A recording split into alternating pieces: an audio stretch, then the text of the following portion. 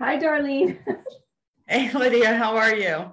Hi, everybody. We're doing a live stream experiment for the first time with our new Yeti mics. Do you have your mic I yet? don't. Okay, I you do start. not. I don't. I'm using my computer mic as well as I'm trying to camouflage my headset. Cool.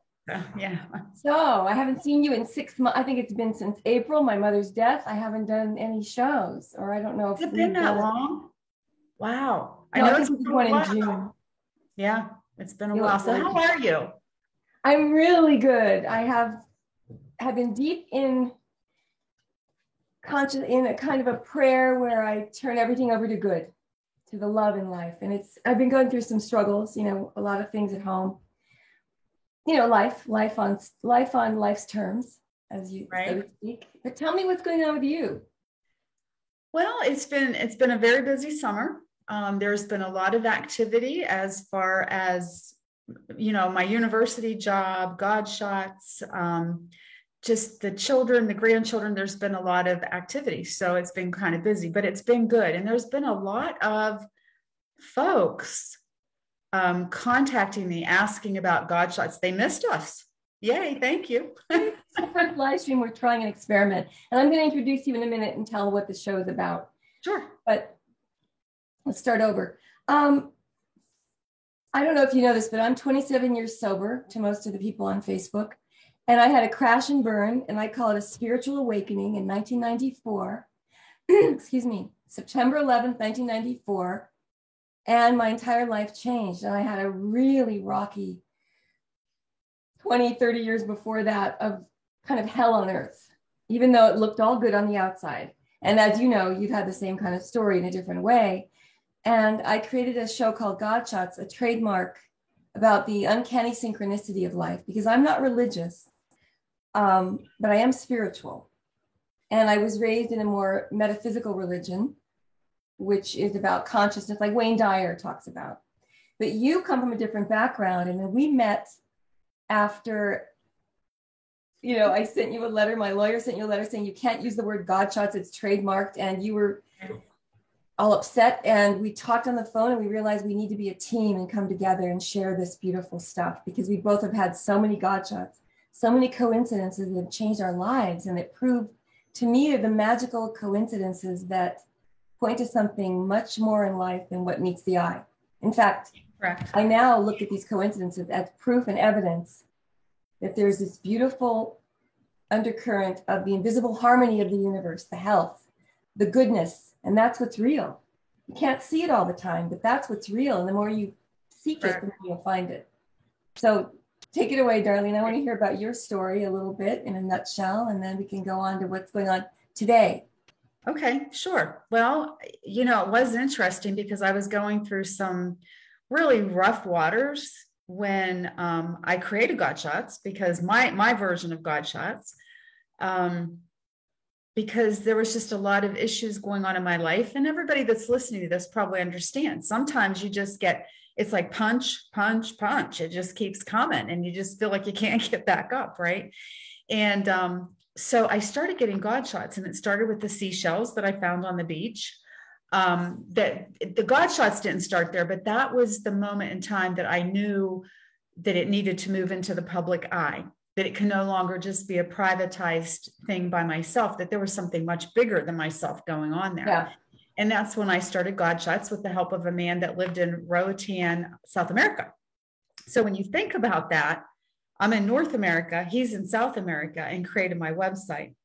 Only to like 2.5 years, 3 years later, after all the work and effort had gone into it, and I think it's a very beautiful site, to get a letter from an attorney that says cease and desist. It's like, It's what? meant to be. And that is how I met Lydia. So for anybody listening, if you ever have an event that seems catastrophic, because believe me, when I saw those words cease and desist, I was not happy. I was already in turmoil, and that just added to it. But look at the beautiful friendship and relationship that has come out of that. And so, Let me just interrupt for 1 second. In the seed of sure, every bad thing that's ever happened to me is the silver lining of something much better. So you that's can't right. give up before the miracle. And, I don't believe miracles are unnatural events. I think they're actually natural law when you think the right way. But that's another subject. But yeah, everything bad that's ever happened to me turned into something good. I'm not kidding. Everything. But you know what, when you're going through it, it feels like you're never going to get through it. And here's something very interesting I want to share with you, Lydia, and the viewers. I happen to have adoration today. And for those of you that don't know what adoration is, I'll just share with you. It's a time that you spend in a church with the Blessed Sacrament exposed. And supposedly it's a very powerful time. I, like Lydia, am not this real religious freak. I mean, I find solace in church, and I think it's maybe because nobody will look for me there. I'm hiding from cops and nuns in the church. You know, it reminds me of Sister Act and Whoopi Goldberg. It's kind of like she's hiding out in the convent, you know, that's so I think I go to church just to hide there. I don't know, for peace and quiet. But so today, this most interesting thing happened. So I was reading this book about a saint, Blessed Anna Marie Tigi, who is a saint in the Catholic Church. And one of the things that I underlined and starred that I wanted to share, and she was known as a mystic, okay? And it says, the great mystics are not outside humanity, they dominate it. They are the heroic forerunners whose task is to transform humanity at the roots. They begin by giving an example.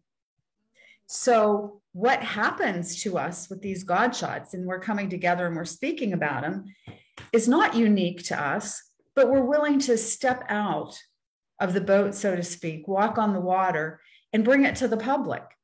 Because, you know, we're not unique. This is happening to a lot of people. As a matter of fact, I talked to a woman this morning who lives in Northern California, actually, who was sharing God shots with me.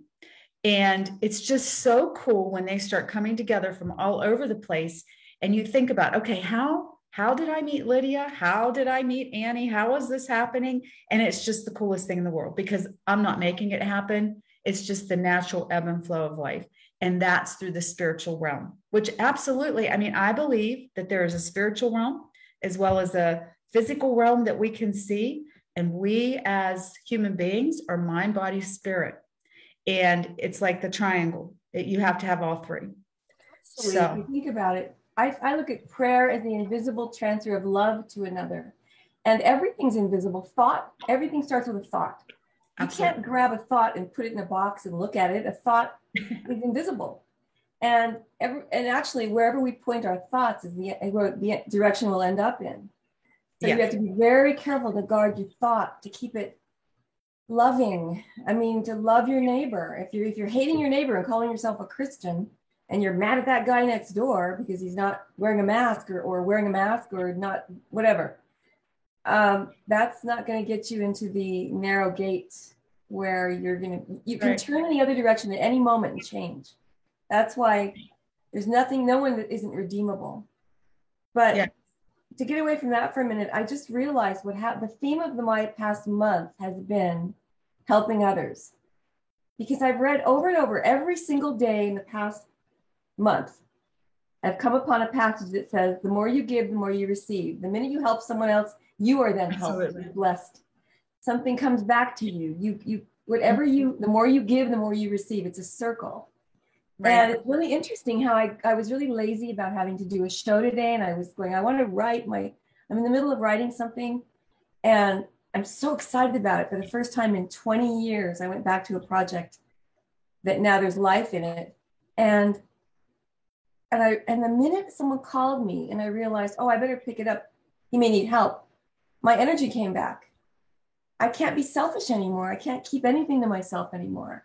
Right. It's been like I want to just be alone sometimes and be in my cozy little corner. And you know what? It's like a little bit of you dies when you withdraw from the world.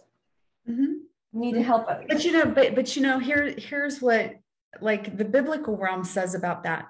If a seed doesn't go into the earth and die, it can't grow as a plant, right? So you're saying the same exact thing, right?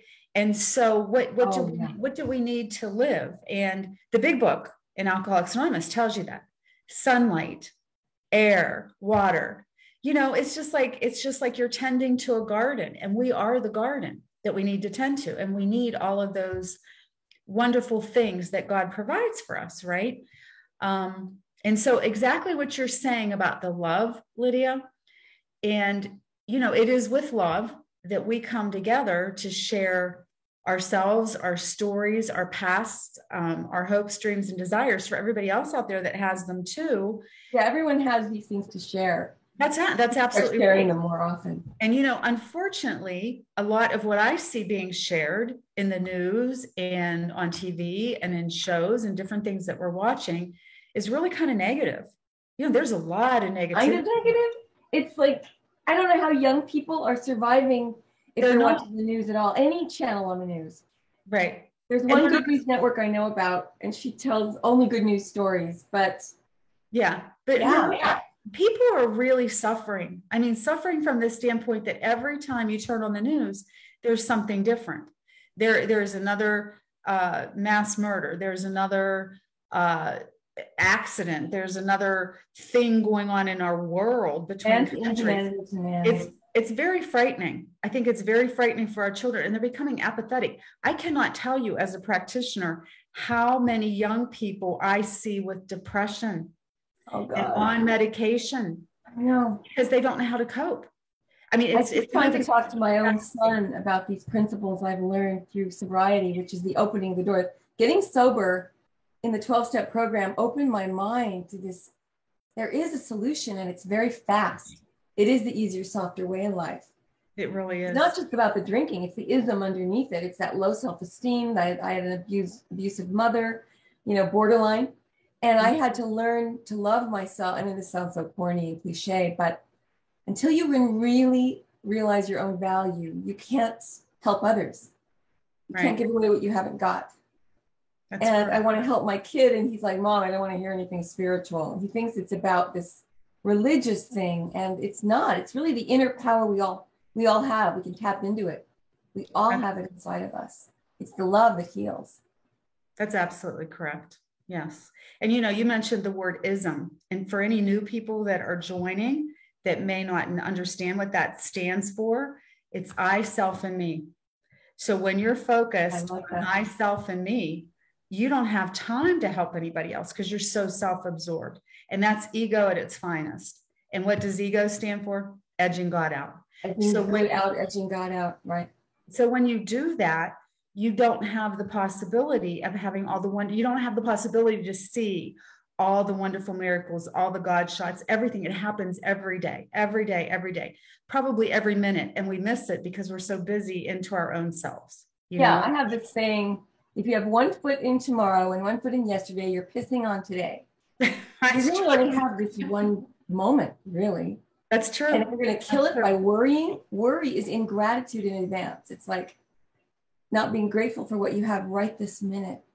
Right. And like we talk about, the quickest way to access this power or some sort of serenity in the moment when you're in a panic attack is to breathe and think of 5 things to be grateful for. Just, do I have my eyesight? Do I have a roof at least over my head today? Enough to eat today? Because no one knows about tomorrow.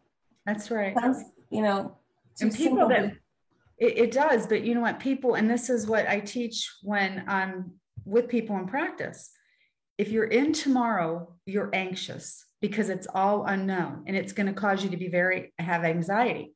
If you're in the past, it's depressing because we've made mistakes or we want to be someplace where we were because we all have those mountaintop experiences that we don't want to leave. Right. Yeah. If you think about it in the past and that's the only place you want to be, then this is quite depressing. Right.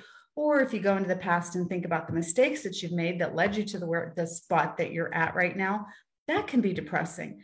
But if you stay right in the moment, it's the gift. Today is a gift. And the present, exactly right. And so I think that's the basis of where you and I come from, is staying in the moment, having principles to live by, right? There's so many things about you that were coincidence.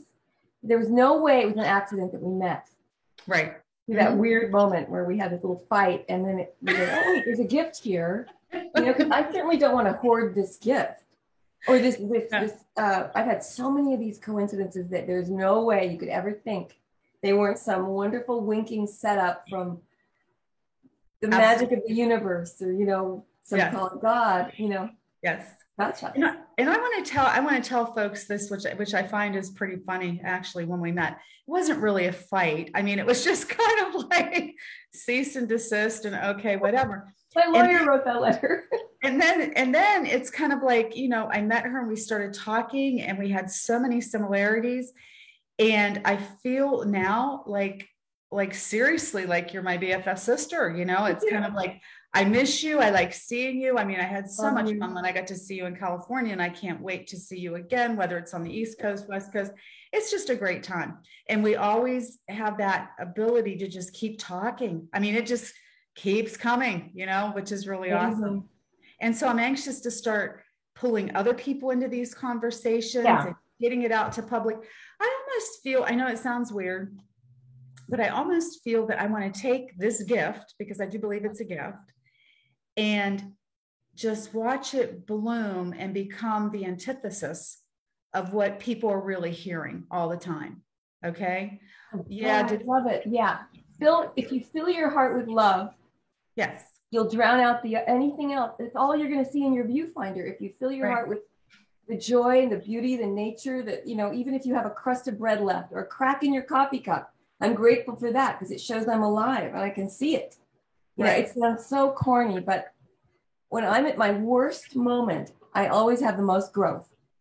I don't grow a lot when I'm really just super materialistic in a space of just complete, all the creature comforts are here. That's true. I rapid growth when I'm suffering. And then I don't want to learn by suffering anymore, though. I think we don't need to anymore. Well, I don't know that we're going to do that, but, I do want to share with our listeners that if you look, and I mean, I know that, I come from a scientific background because I am a nurse practitioner, doctorally prepared out of the University of Alabama, Roll Tide. Yay.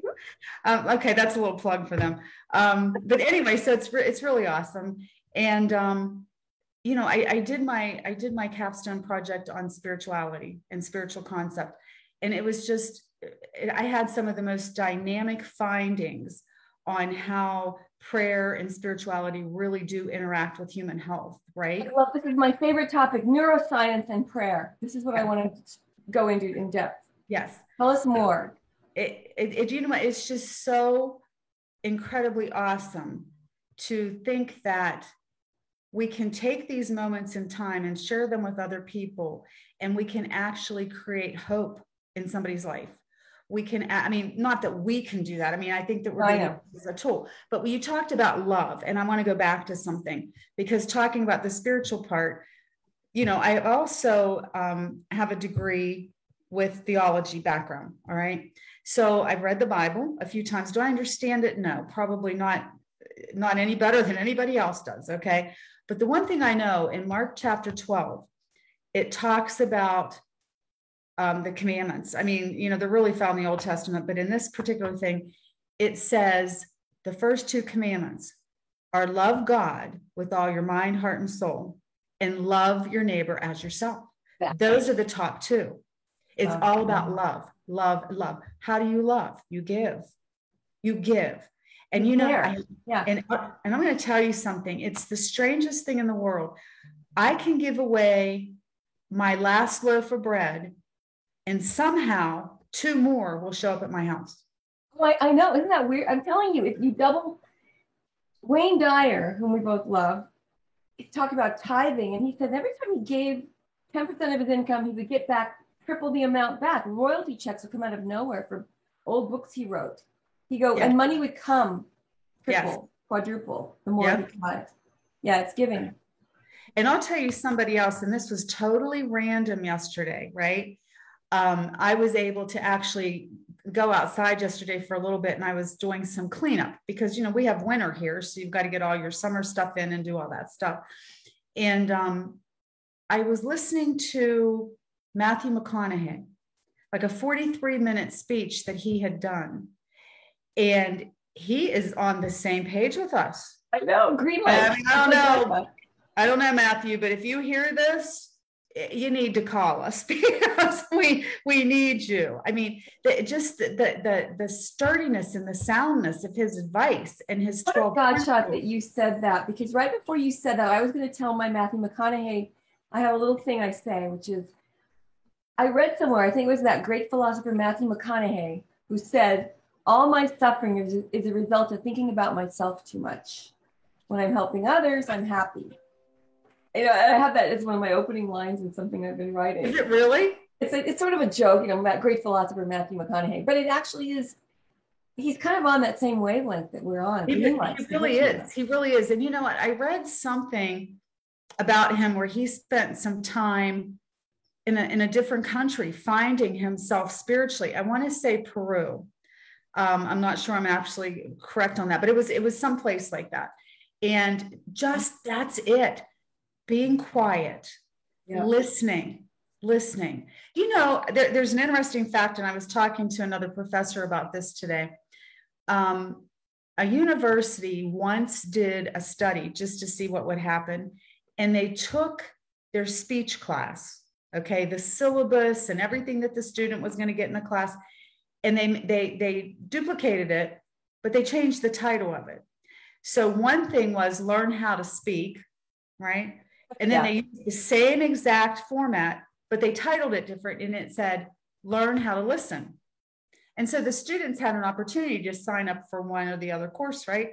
Do you realize that nobody signed up for learn how to listen? Oh my God, really? Nobody. Everybody want to learn how to speak. And speaking's great.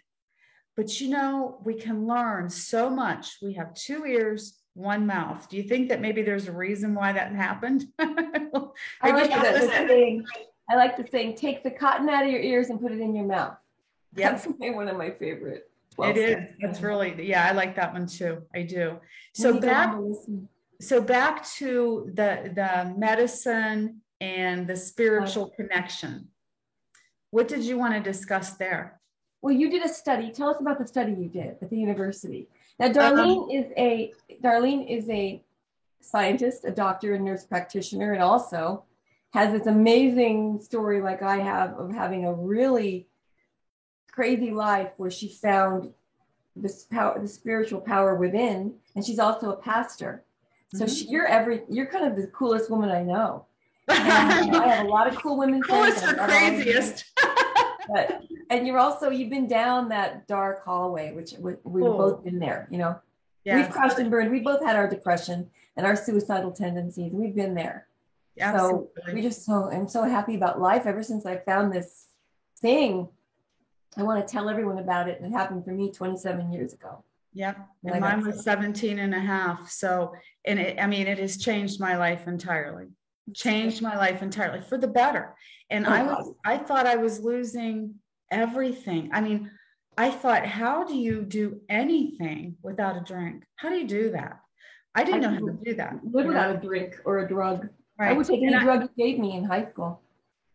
And see, I never took drugs. I was a beer drinker. So look at the difference. And I just thought, oh, how can you get yourself in trouble if you're just drinking Bud Light, right? Oh, really? Yeah.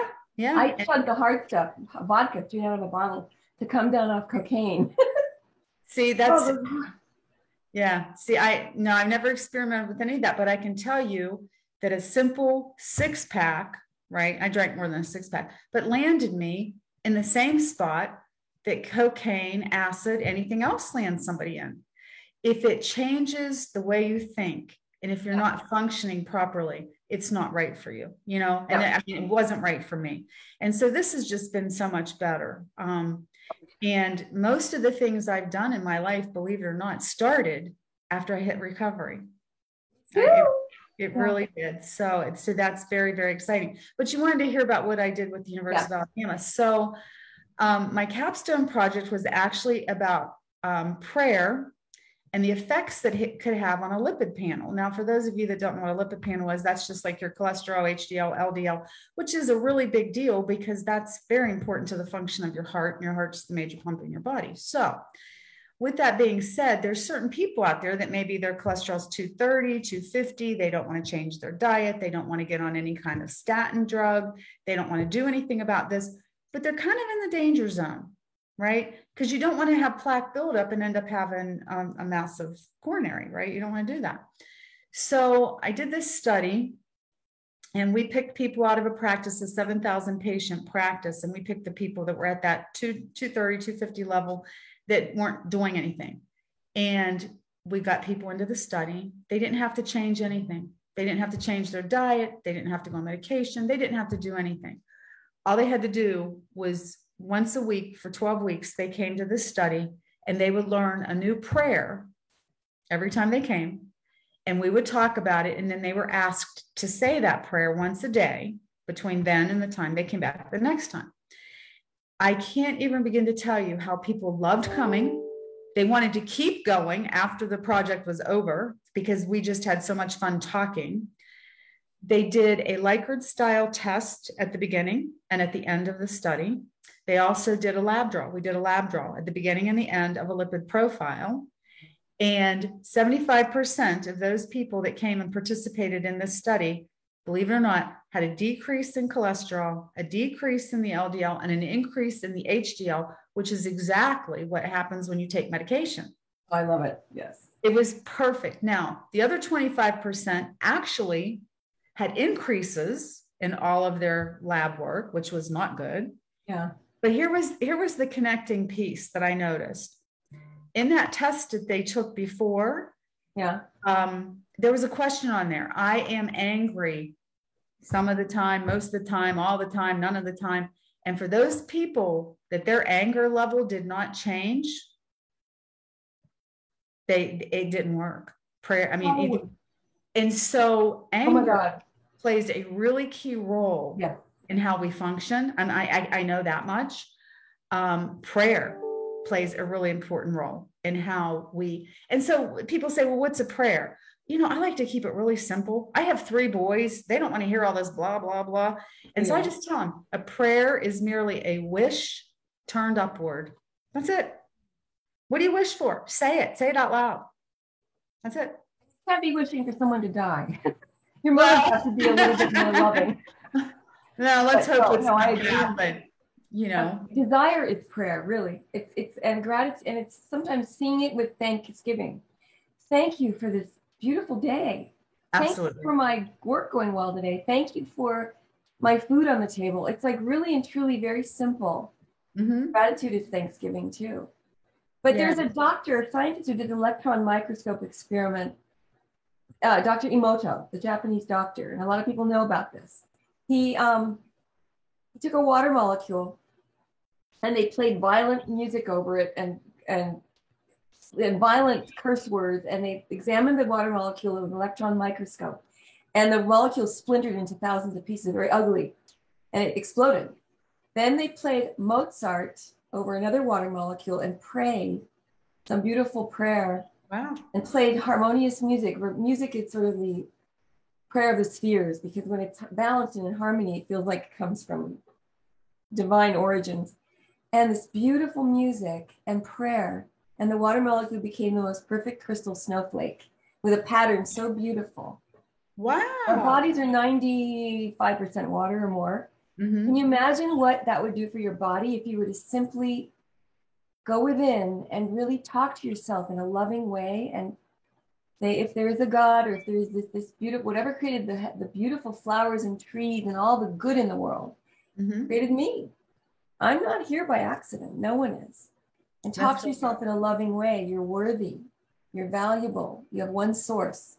And that love and harmony actually does help your health. And I've seen it, that stress, a genetic scientist told me that stress causes, or is the root of, almost all disease. 89% at least of disease has its origins in stress and worry and fear. All those things cause the synapses not to communicate properly, your nerve endings to fray. And it's like you can actually go back to meditative serenity. And if you need to listen to meditative music, or what you said, prayer to me is the fastest way, because I really do believe there's one source. Mm-hmm. Anyway, that's so cool. I want to do these experiments with thought as well. I'd like to measure thought waves. Well, I'm sure that I haven't really looked for those kind of research studies, but I'm sure that they're out there. If not, you and I have to do it. And I wouldn't mind because I'm a scientist at heart. So I wouldn't mind doing that really. But yeah, I just find so, you know, I've had people, and oh, here's something really that I do want to share. I've had people come to me and they're like, you know, you're so optimistic and positive and you always believe in the good, right? Does anything bad ever happen? And it's almost like, you know, really, is this like really true with you? I get that all the time. They have no idea the struggle. Right. Exactly. And I've got to tell you something, you know, when we talk God shots, when we were talking just a few minutes ago about everything has a silver lining, everything eventually turns out for good. Bible tells us that in Romans 8:28, all things work together for the good of God, for those who are called into his purpose. It does not say all things are good. No, it says all things work for good, right? Right. Oh, I just lost my thought because I was going someplace. Oh, I know what it was. So I've had recent God shots that were not good. They were scary. They were overwhelming. They were fearful. But when I can look back on it now, I know absolutely it came from God. Everything does, right? Close the window. Keep talking. And I had to grow through that pain. I had to experience. There was absolutely no way that I could be sitting here and talking to you today without going through some detrimental points in my life. It just couldn't happen. I mean, if everybody's life was always just a bed of roses, you're right. You said it earlier. We would have no growth. You couldn't grow. You couldn't grow. Shadow and light, the valleys and peaks, honestly, or the joy. But tell me, I can't wait to hear these. You be honest. The recent ones? Whichever way you want to share, if you can. You know, just some recent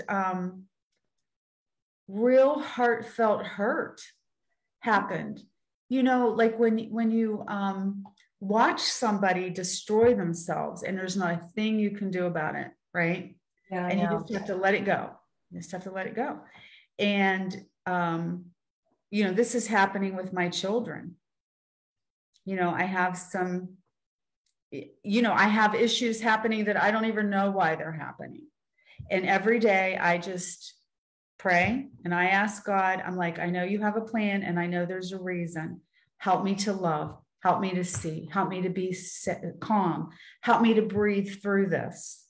You know, don't let me make wrong moves. And so far, I feel okay. You know, not the best when it comes to that, but I know that at the end game, it's going to be 1,000 times better. But right now, I'm walking through some real,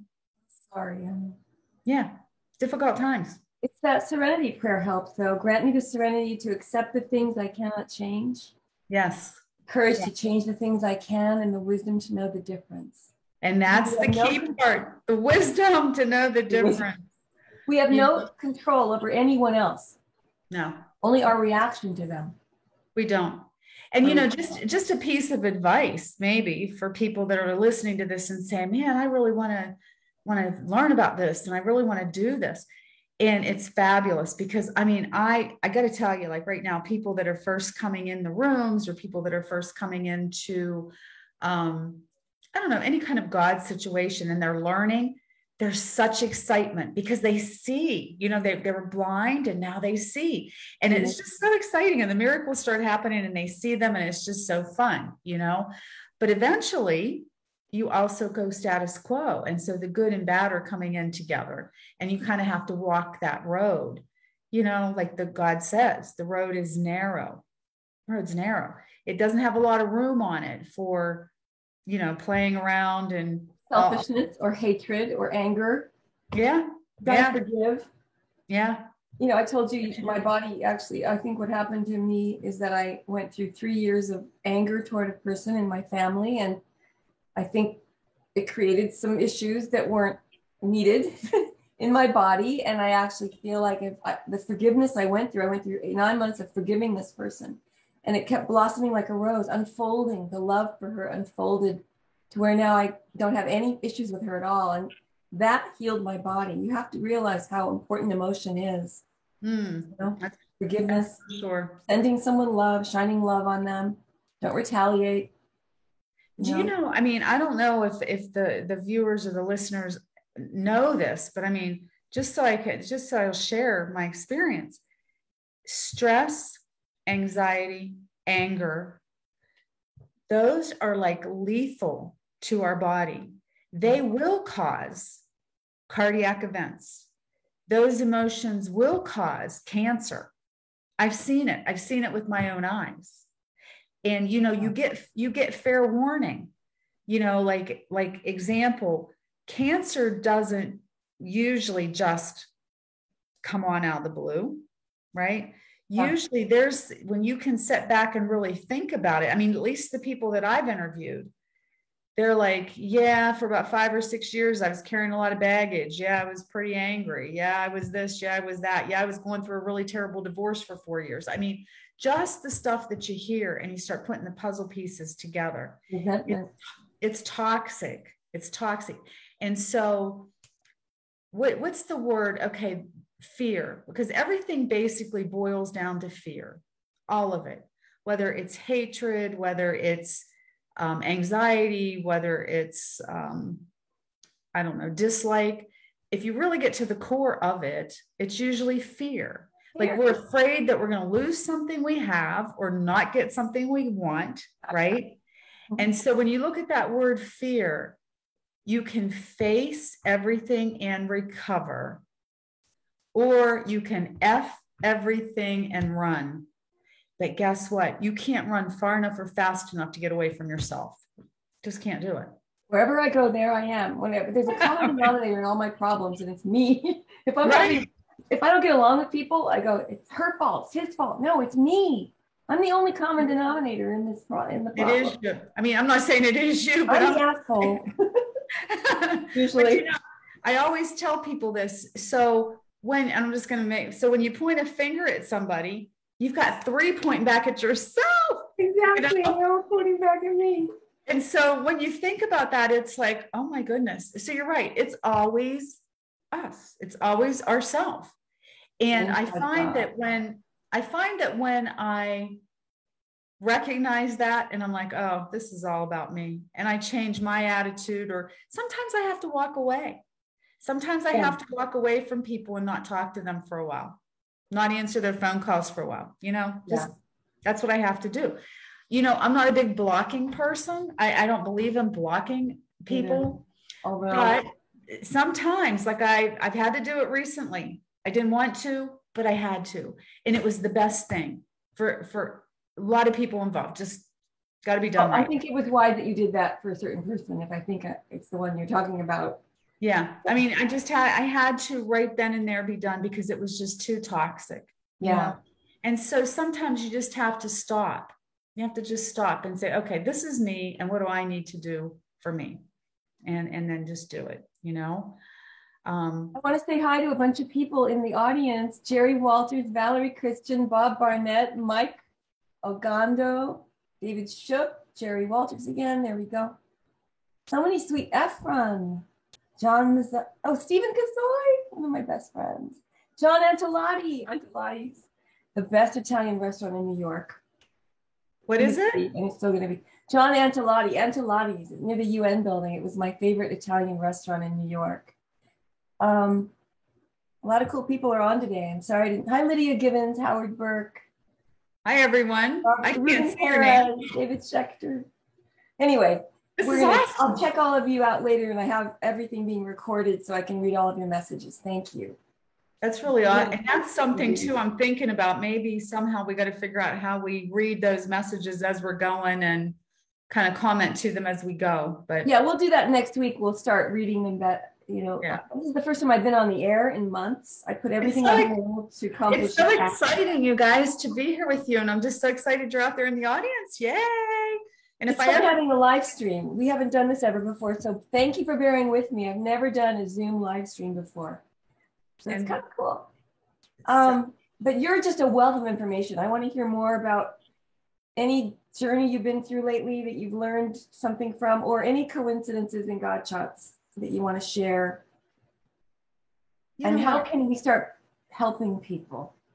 It's not that we need to help them. We need to open the door to show them. I was talking to Daniel Lockwood, one of my favorite people, also, who's going to join us on another show. And Okay. he said a lot of men don't really feel good about talking about anything deeper. They're taught not to. They have trouble accessing their inner self. They're embarrassed easily. And he said he just wants to show them how to start the inner work, how to start the journey on discovering your full potential, who you really are. And what's holding people back? Why are we depressed? I happen to believe it's materialism. We're a materialistic society. Absolutely. Focuses only on money and box office gross and how much somebody's making, and the envy, the constant envy we're holding against. When the cast of Friends was on the air and our show went off the air, and then Friends comes on and they each got $1 million a week. Mm-hmm. All the actors I know that were struggling were still going, damn it, those Friends. But we were happy for them because they showed it could be done. They held out with all the producers to get. And something you just said, and you're taking me right back to Matthew McConaughey and what he was talking about on that podcast I was listening to. And he said that his success started when he quit worrying about, is this going to be a hit? Is it going to be a box office smash? Is this going to work? He's like, I went and I did what I loved to do. And I entertained people. It didn't. And then he said, it didn't matter to me if it was a hit or not a hit. It was a hit for me because I was doing it. And I love this. And it's like, just follow your heart. It's put in your heart by God. Good, orderly direction. We all have it. God can be good, orderly direction. G-O-D. Yes. Or a group of drunks. Yep. Well, okay. But you asked me about a God shot, and I want to share this with whoever's on here listening, because this is the funniest thing in the world, in my opinion. So Lydia, remember when I was out in California in March, we went and had lunch, and we were talking during lunch, and my life at that point in time was a little bit hard and a little bit rough, especially with relationships. I've not had the best experiences with that sector of my life. And anyway, we prayed. I'll never forget this. And I hope you all laugh. Please laugh. This is supposed to be funny, right? I laugh. So we prayed about, because she's like, well, why don't you just pray for the type of man you want, right? And so I prayed and I said, okay, like here I am. I'm thinking, I'm on the West Coast. I'm on the East Coast. She's on the West Coast. I want to spend more time with her and do things. So I said, okay. So we started praying. I said, I want a pilot and somebody likes to ride motorcycles. Not too specific. And Lydia says, oh, can it be godly? And I'm like, yeah, that too, right? And so then here's how I believe this is how the higher power works. So that happened in March. In April, at the end of April, I went to an event that just was going to be it was supporting our church is what it was doing. So there was a comedian from LA that came in and he was doing the show, and it was really nice. And it was really unique because he was from out there and coming back here. And anyway, so I'm at this table and I don't know this guy, these people, whatever. And so he starts talking to me. And I said, oh, so what do you do for a living? And he goes, well, I'm getting my pilot's license. I was like, what did you just say? And so anyway, so we were talking, and then at the end of the night, he's like, can I have your number? Like I said, relationships aren't really my deal. And so I just said, oh, and I looked at him and I said, do you ride a motorcycle? He pulls up a picture and he goes, does this count? And I'm like, yeah, here's my number, right? Well, what I didn't know was a month before that, he had lost his 9-year-old granddaughter. I'm sorry, she was 8 at the time, in an accident. And so here's one hurting person with another hurting person that God brings together, that today we have a beautiful friendship. It's really, really cool. Yeah. And it's almost like a healing relationship, like two damaged souls came together and we can kind of laugh and talk through life, and it makes it really nice. And so the reason I'm sharing that is because to me, that's a God shot. Oh my God. Need meets supply. That's what a God shot is, often where a need meets supply. Like I told you about the trumpet. I was completely broke. My ex-husband was a con artist. Well, I shouldn't say this on the air. We had such a great forgiveness and great repairing of our relationship. But at the time, he kind of left us and abandoned us and put his bad debts in my name. And I was in deep in debt. And this guy came to fix all the locks in the house and fix the plumbing and do a lot of handiwork. And I didn't have enough cash to give him. And it was a $400 bill. And at the end, for some reason, I saw a trumpet sitting there that I was going to sell on eBay. My son had a brand new trumpet in a case. And I said, do you have any kids? And he says, yeah, I have a daughter. And I said, does she play any musical instruments? He says, yeah, the trumpet. And I said, would you like a brand new trumpet in lieu of pay? And he went, we'd love it. He's been saving up to buy one. And this was a much more expensive trumpet. And it was like, sometimes those things happen and you don't know. They're just so beautiful when you don't stress and worry. Anyway, that's just a financial God shot. Yeah, it is. But I mean, those are the absolute God shots. They can be anything. I mean, I've seen them in nursing. I've seen them in the hospitals. I've seen them in churches. I've seen them in everyday life. You know, I've seen them on the beach, in police officers' lives, firemen's lives. I mean, they're just so everywhere, just everywhere. What state of mind you have to be in to experience this synchronicity. And Carl Jung wrote a book on it, the famous psychiatrist who believed in believed in the subconscious and the conscious. He was much more aware of spiritual consciousness than Freud was, but he believed in synchronicity as a mathematical probability. And he says when events connect that have no reason to, random, there is some source of connectivity that, I mean, he tried to prove it through a book called Synchronicity. He coined the word. So what state of the mind do you have to be in to kind of conjure this beautiful, I call it magic of the universe? What state of mind? Like to me, I'm in a state of surrender. And I surrendered that first day and waved the white flag and said, I give up. I can't stop drinking on my own anymore. I'm a basket case. I was a radioactive, drop down, blackout drinker. I almost dropped my baby down the stairs in a blackout. And something led me to an AA meeting in the Good Shepherd Church. And I didn't believe in God. And they said, are there any alcoholics present? My hand shot up without my permission. And I felt like that, just admitting it, 20 years of hell kind of rolled off my back and I felt lighter. And then all this beautiful, uncanny coincidences started happening in that meeting. I've never had a drink since that meeting. Explain that. What was the state of mind that produced that? The surrender? The willingness? I don't know about that. Probably the surrender and the willingness. But when you take a look at the steps, if you take a look at step 1, 2, and 3, and for those of you that may not know about Alcoholics Anonymous, step 1 is where you just kind of admit that you're an alcoholic. You just kind of say that you are. Step 2, you come to believe that a power greater than yourself can restore you to sanity. And step 3, you turn your will and your life over to that power, right? And so when I keep it really, really simple, I just say, I can't, he can, and I think I'll let him. End of story. That's good. That's my story. My way doesn't work anymore. I've done everything humanly possible to fix myself, and it hasn't worked. I give up. Yes. And when I'm in that state, I'm malleable. I'm pliable. I'm listening. And honestly, I had an open heart that day, and I listened, and I heard things I've never heard before. Yeah. There was love in the room. There was so much love. Yes. And so many people wanting to help, and suddenly I felt lifted up.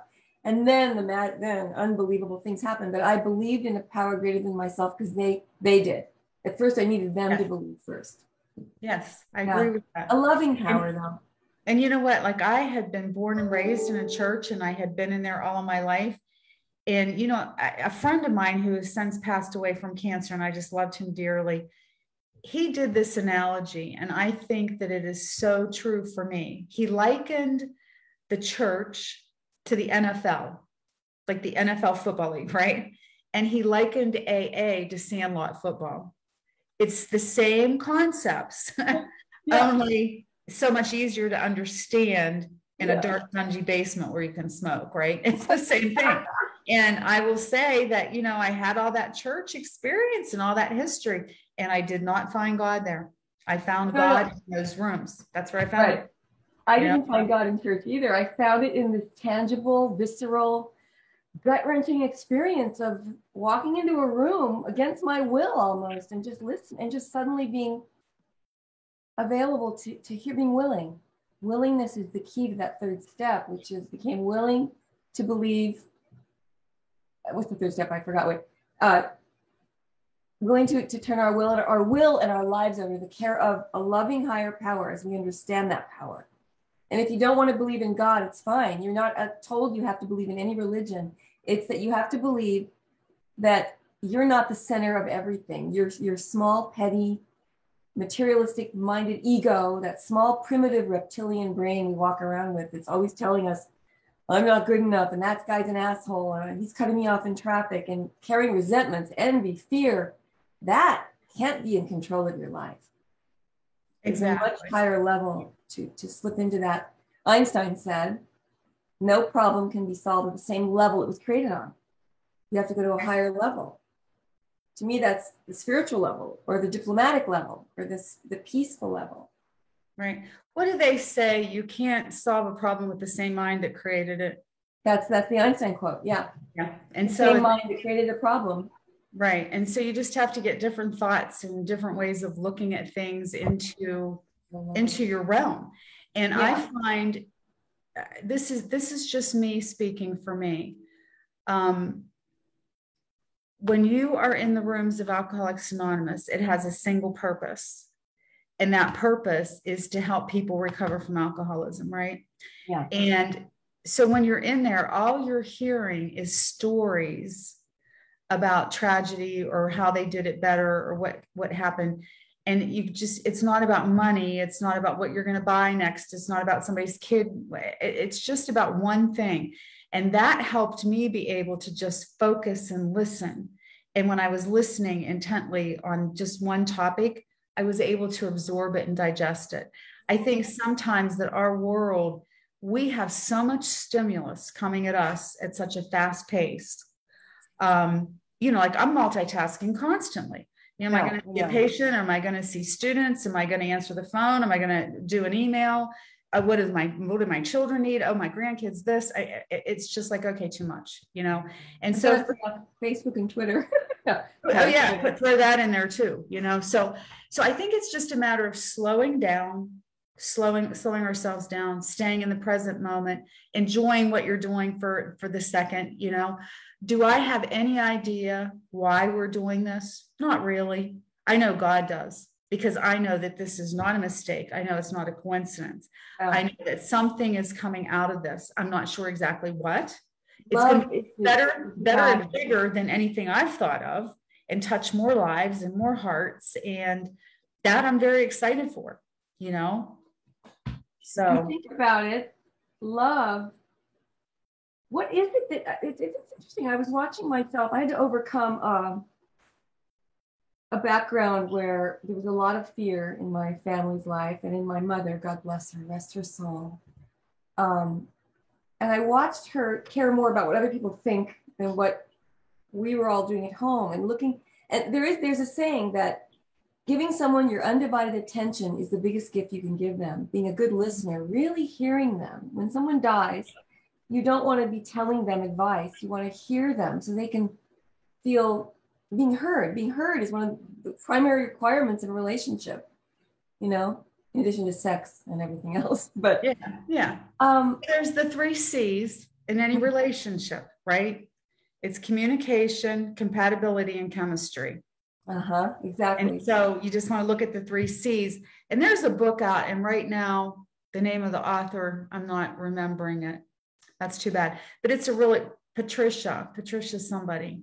But it's a really good book on those 3 C's. I love that. So it's important. It's important for us to stay present and to listen to others, and to have people, to be approachable. Well, it's interesting because as I told you earlier, whenever I'm in self-centered fear, or I'm in my own head too much, and someone calls and I'm annoyed that they're calling, the minute I turn it to how can I be of love and service, I come back to life. It's weird. That turns out to be a gift all the way around. I get the gift back. Yeah. I can be selfish sometimes. I can be, like I said, a real jerk. And I walk around sometimes angry, and then I have to remember, it's practice. It takes practice. And like you were saying, we were talking earlier about the seed planted. I feel that this last few months for me, and maybe another month, is a time of sowing and planting, because that's what I want to do more than anything, is really sow and really get this right. I came up with a new theme of my whole book. I didn't even have this earlier till my mother died in April, and we had the funeral May 22nd for Chuck and Mom at the Veterans Cemetery.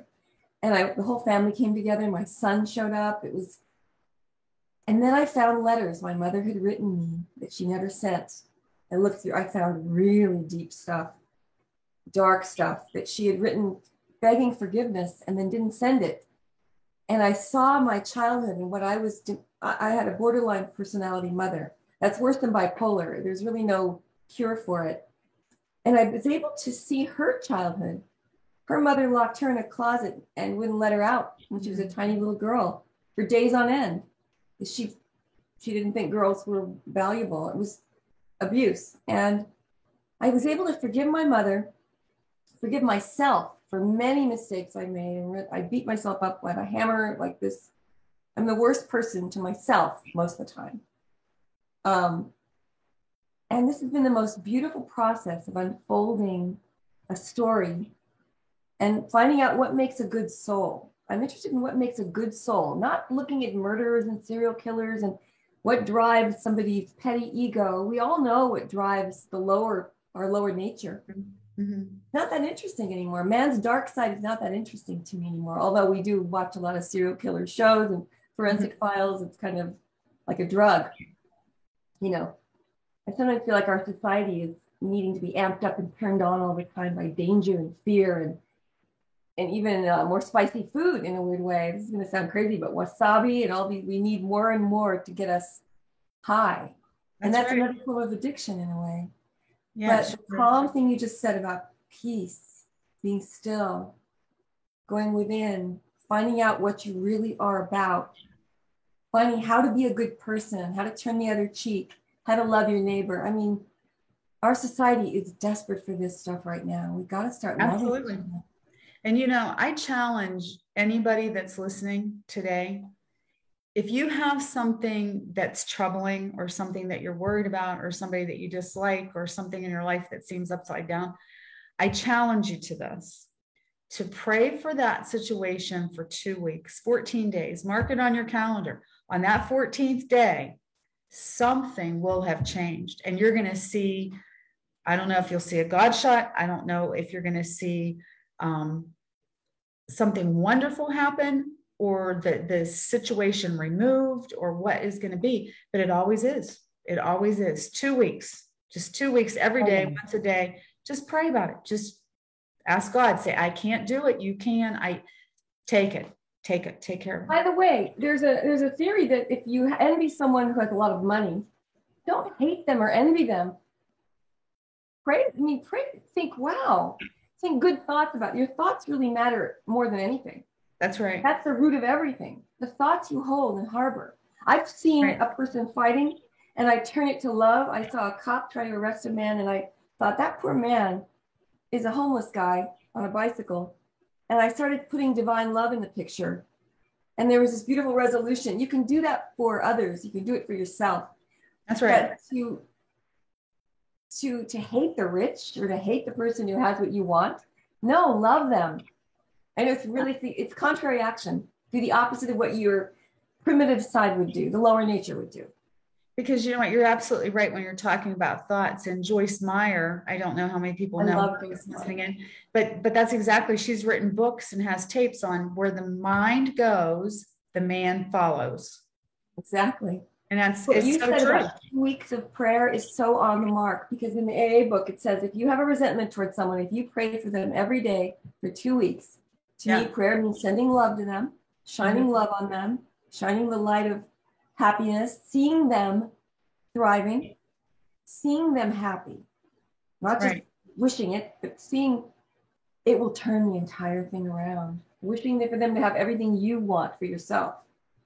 There's plenty to go around. It really does. And it does work. I mean, you know, sometimes it's not going to work in a day. You know what I'm saying? And sometimes it takes a long time. And one of the stories, because I see, I'm looking at our time and I see, I'm trying to stretch my eyes over there to see, and I see that we're coming up on the hour mark. Really? So I would just like to kind of end this by sharing this. So years ago, I was involved with a woman, a friend of mine, and some things went south for multiple business reasons and a lot of things. And we went our separate ways.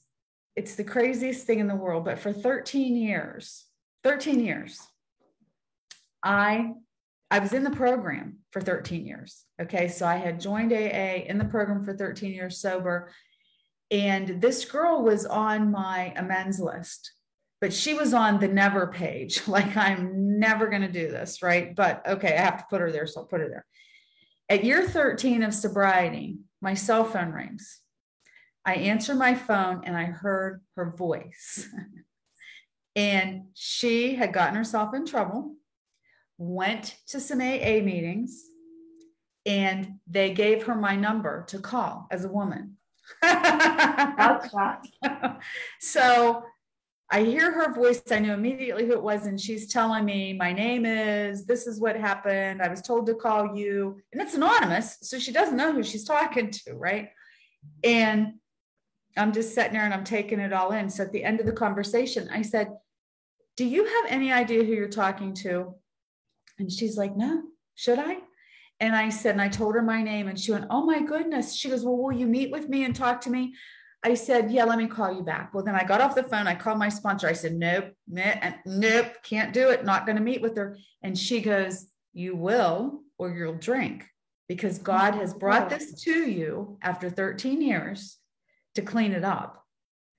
So I called her back and I said, okay, I'll meet you. Right. So I meet her at the designated little coffee shop, and she starts telling me her issues. And I said, wait, before you go any further, there's something I have to say to you. And she goes, what's that? And I said, I owe you an apology. I said, because I've been very angry with you over some things that happened. And I explained to her, and she looked at me and she went, and honestly, like, we sit down in front of each other and it was like not a day had passed. Like, it was just, and it was 13 years later. And so she just kind of went, oh, well, I haven't thought about you in 13 years. And she goes, I'll be right back. I'm going to the bathroom. So I was like, oh my God, she was renting space in my head for 13 years. And she hadn't even thought about me. Right. And listen, I got to make my amends. All of that anxiety about her left my body. I never had it back. I've never seen her again. That is amazing cleanup. That's a cleanup job. God dropped her in and moved her out. And folks, I'm telling you, I know it sounds crazy, but if it's happening to me, you got to remember, I'm from Weirton, West Virginia. I'm a nobody. It's like, you're just looking at like the real deal. I mean, and there's nothing special about me. If this stuff happens to me, it happens to everybody. It's just everybody. That's what this is about. Nobody knows my real story about how low I really went. And I'm writing it in this book, but it's a recovery memoir, but there's a lot of the journey is fascinating. All of us have our own unique journey, but we're all kind of the same. Absolutely. We're triggered usually by the same things. We live in a society that puts an emphasis on looks, wealth, and what you're wearing and what you weigh. I mean, God, we got to get over it. I know. This is the key to everything. This is the law. There's a law in the universe of harmony and health and beauty and goodness. Goodness, truth, and beauty are actual laws in the universe. And when you get into the stream and the flow of life, things really, all the bad stuff kind of falls away. It's a shift of your thinking. Right. And I think this can be, I don't want to say a grassroots movement because I don't even know what that means, but I've heard it and it sounds I like it.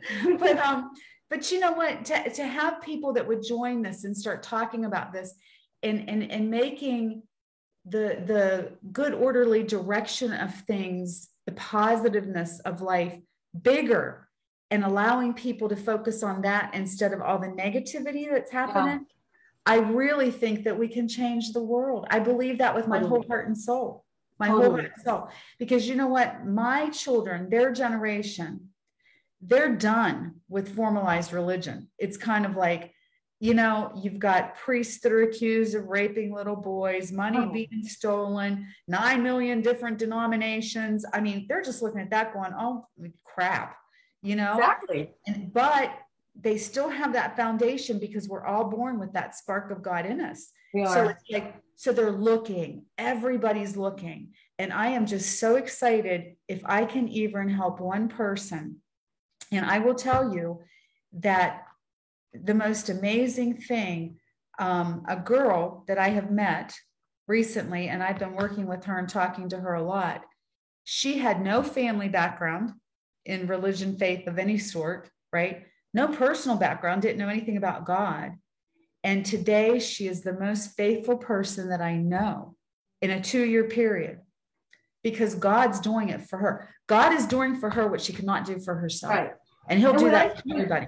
When we use the word God, we're not talking about, and I don't think you are either, the fear and punishing No. guy in the sky with a long white beard throwing down, you're going to be punished. No, it's love. No. To me, it's divine love. It's the most, whenever I have a regret or a fear or a piece of guilt, that's not from the God of love. No. Never. No. It's only the most beautiful thoughts. That's right. And I was raised in a family, and my grandparents were from the Ukraine. So if this word sounds familiar, I was always told growing up, Buzha's going to get you. Buzha's going to get you. And I had to say, what's Buzha? Like, I didn't even know what God. That's their word for God, Buzha. Well, they think it's a bad thing. Oh no, Buzha. Buzha means God. Yeah. And I believe it's Russian or Ukrainian. But anyway, Buzha is the word that means God. And so anything that I did, like if I would do something or have an extra cookie or do something I wasn't supposed to do, Buzha's going to get you. And I was always afraid of God, because it was just like the most punishing thing. I never knew any different until I started on this journey. And now I understand that it is nothing but pure love. And you know what? When we make mistakes, it's just like us with like a little 1-year-old child. It's like, come here, honey, pat, love you, let's try again. And I believe that's what God does for us, and thank goodness, because this girl's had. They don't learn through punishment. They learn through reward. That's right. That's right. That's a hierarchy. Yes. And so this has just been what's that? Go ahead. Finish. I was just going to say, this has just been a wonderful segment. And Lydia and I kind of always play off of each other like this, like we can just start talking about things. And I'm really just super excited that we had some people listening in today, and we went live on Facebook for the first time. That's exciting. You are the most delightful person, and you're so wide. And I love that you have a background in science and being a doctor and knowing all these other things. But you and I are going to put together some experiments where we talk about, where we really do thought experiments and prayer experiments more and more. I really want to do this, and I want to show how energy moves in the body. And we can probably try it for Discovery Channel. I think the best thing, this is just me coming from a scientific point of view and doing research before. If anybody's listening in the audience or knows anybody that would like to get involved with something like this, that's the great starting point, because you need subjects that are willing to try. And you have to have a study group and a control group. You have to do those things. But I actually believe in that. And I think it would be fun to do. And people could actually come on and talk about it themselves, what they went through. So that's fun. I know of a case of a woman who had cancer, pancreatic cancer, and she was scared to death. And she was assigned a project to think about, to add 5 things to be grateful for every day for 90 days. And she did that. She drowned out any other negativity. This is going to sound like not just positive thinking, because there's a true source of it. 90 days later, the cancer was gone. Verified healing, a verified testimony. And it was from dwelling on the beauty, the goodness, and the truth of her being. That we're spiritual beings having a human experience, and we should wear the world as a loose garment. You've heard that before, right? Right. Yes, absolutely. Not be so attached to every. We're in a constant state of outrage. Watching the news, I'm like getting whiplash from the chaos going on. I don't even watch it. I do not even watch the news. I'm happier when I turn off the news and I start focusing on the good in others. And I don't want to know your politics. I don't want to know anyone's. That's the higher side of me. Of course, I do engage in that occasionally, and then I feel like I have a hangover the next day from going down the wrong path. So forgive me, anyone, if I've hurt your feelings. I'm going to try to do better. No, I think you do fabulous, Lydia. It's wonderful to see you. You look great. It's just always a pleasure to be on with you and talking with you. And I'm glad that you've gotten through the summer, because I know it was not the easiest time in the world for you, but you know what? You're going to come out the other side and you're going to have so much stuff to share with people. Stuff, that's a terrible word, but you know what I mean. Thank you. No, I know. And you've gone through quite a summer. Oh my God. Someday we're going to tell the true stories. But anyway, I love you and thank you for visiting with, and we're going to do this next week again. Okay. So we're going to make it regular, and we're going to have a more formatted show, but it's going to be a podcast as well. In fact, as soon as we're done, I record this for the podcast on Anchor. Okay. Spotify. It'll be all over. Awesome. Can you turn off the recording at this point? Yes. Okay. Perfect. And thanks for visiting everyone on Facebook. Thank you.